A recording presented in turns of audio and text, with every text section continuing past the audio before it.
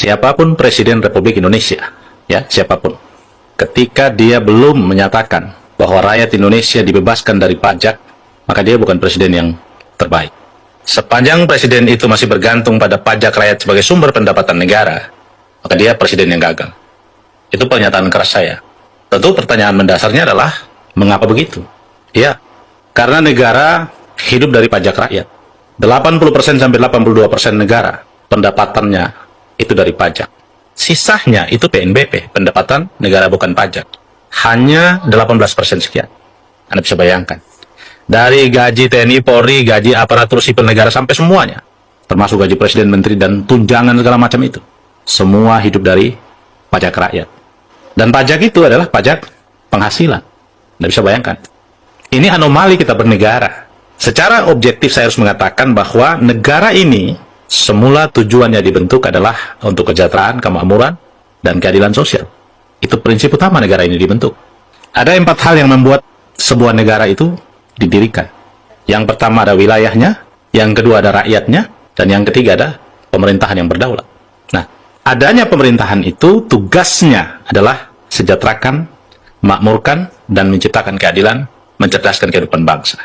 Tugas pemerintah itu.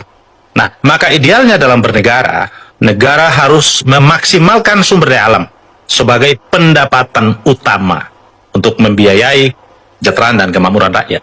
Bukan pajak. Ini problem kita, bukan pajak. Sebuah anomali yang nyata di depan mata kita. Ketika negara bergantung hidupnya sama rakyat, tapi negara tidak pernah memperhatikan, tidak pernah melihat kenyataan akan kehidupan rakyat yang sesungguhnya. Negara menghargai rakyat dengan apa? Dengan bansos. Anda bisa bayangkan, kemiskinan dipelihara dengan bansos. Ini realitas kita bernegara. Ini kenyataan kita bernegara, kemiskinan dipelihara.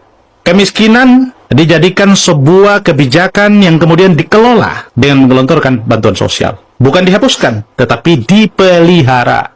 Dimiskinkan dan kemudian dipelihara. Dan ini menjadi objek politik setiap kekuasaan berganti. Setiap yang berkuasa selalu menjadikan kemiskinan sebagai objek yang dipolitisasi oleh kekuasaan untuk mendapatkan nama, pengakuan, dan popularitas sebagai penguasa. Maka realitas ini harus kita renungkan, harus kita pikirkan. Pertanyaan mendasarnya, kemanakah sumber daya alam kita? Apa yang menjadi makna yang paling hakikat di dalam pasal 33 Undang-Undang Dasar itu diterapkan atau tidak? Jawabannya tidak. Lalu sumber daya alam kita kemana? Sumber daya alam kita dikuasai oleh asing dan asing. Di luar negeri asing, di dalam negeri asing. Sebuah realitas yang tidak bisa terbantahkan. Pertanyaannya adalah, kenapa sumber daya alam kita yang melimpah, kok negara hidup dari pajak?